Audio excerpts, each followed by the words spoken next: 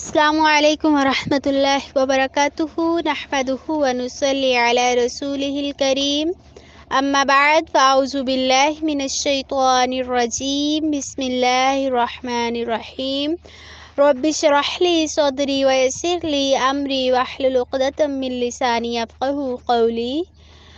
الحمدللہ، اللہ تعالیٰ کا شکر ہے کہ اللہ تعالیٰ نے ہمیں انسان بنایا اور پھر ہمیں مسلمان بنایا، اور سب سے بڑا احسان کہ ہمیں پیارے نبی محمد صلی اللہ علیہ وآلہ وسلم کے امتی بنایا۔ الحمدللہ، اللہ تعالیٰ کی ہمارے اوپر بے شمار نعمتیں ہیں، اور اگر ہم اللہ کی نعمتوں کو شمار کرنا چاہیں، اللہ کی نعمتوں کو گننا چاہیں جو اس نے دنیا جہاں میں ہمارے لیے بنائی، تو ہم اللہ کی نعمتوں کو گن نہیں سکتے ہیں، شمار نہیں کر سکتے ہیں۔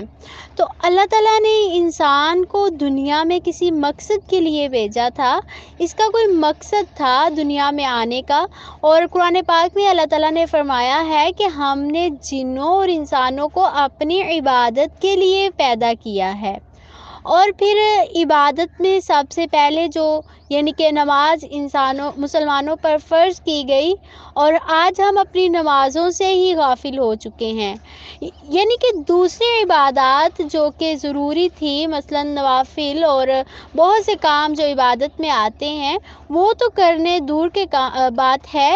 ہم لوگ اصل جو کہ ہمارے اوپر فرض کی گئی 5 وقت کی نماز، ہم اس کو ہی بھول چکے ہیں، اور ہم اپنی نمازوں سے ہی غافل ہو چکے ہیں۔ کیا ایسا نہیں ہوتا کہ جب نماز کا ٹائم ہوتا ہے، ہم تک اللہ کا پیغام پہنچ بھی جاتا ہے، مؤذن آواز بھی لگاتا ہے کہ آؤ نماز کی طرف، آؤ کامیابی کی طرف، لیکن ہم اپنے ہی کاموں میں مشغول رہتے ہیں، ہم اپنے ہی کاموں میں مصروف رہتے ہیں، اور دنیا میں اس قدر ہم مگن ہو چکے ہیں کہ ہمیں یاد ہی نہیں رہتا کہ ہمارا کوئی رب بھی ہے، ہمیں یاد ہی نہیں رہتا کہ ہمیں کوئی پیدا کرنے والا بھی ہے، ہمیں یاد ہی نہیں رہتا کہ اس دنیا کا نظام چلانے والا بھی کوئی ہے، اور ہم بالکل بھول چکے ہوتے ہیں، ہم بالکل بھول جاتے ہیں کہ ہم نے اپنے رب کی طرف واپس لوٹ کر بھی جانا ہے، اور اس نے ہم سے سوال بھی کرنا ہے، اس نے ہم سے پوچھنا بھی ہے۔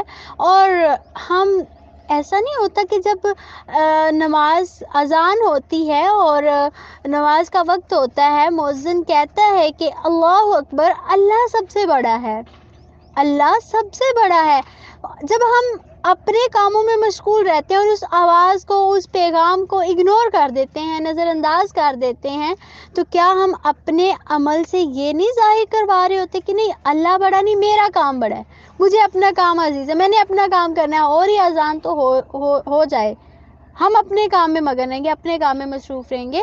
کیا ہم اللہ کو اس قدر بھول چکے ہوتے ہیں؟ ہمارے دل کیوں نہیں کانپ جاتے کہ جس اللہ نے ہمارے لیے سارے انتظامات کیے، اسی کے بلانے پر ہم نہیں جا رہے ہیں، اور اللہ کو چھوڑ کے ہم کہاں جائیں گے؟ آخر واپس تو ہم نے اسی کی طرف جانا ہے نا۔ اور پھر جہنمیوں سے جب پوچھا جائے گا کہ تم جہنم میں کیوں آئے ہو، تمہیں دوزخ میں کیوں پھینکا گیا ہے، تو وہ یہی تو کہیں گے کہ ہم نماز نہیں پڑھتے تھے۔ کیا یہ کوئی چھوٹا جرم ہے؟ آج ہمیں کیوں فکر نہیں لگتی ہے اس بات کی؟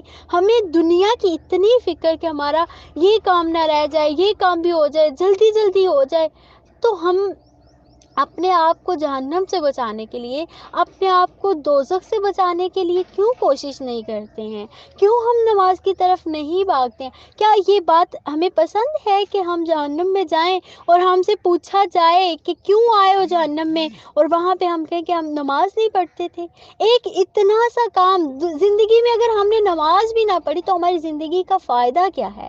وہ زندگی ہی کیا ہے جس میں 5 وقت کی نماز ہی نہیں ہے؟ سکون کہاں سے آئے گا؟ برکت کہاں سے ملے گی؟ جب ہم دن میں 5 مرتبہ، باقی کام تو ٹھیک ہے، ہم بہت سی نافرمانیاں کرتے ہیں، گناہ کرتے ہیں، لیکن یہ اللہ کا پیغام ہمارے کانوں تک بھی پہنچ رہا ہوتا ہے، لیکن ہم اس کو اگنور کر دیتے ہیں۔ شیطان نے یہی تو کیا تھا، اللہ تعالیٰ نے اس کو حکم دیا تھا کہ سجدہ کرو آدم علیہ السلام کو، اور شیطان نے کہا کہ میں نے سجدہ نہیں کرنا۔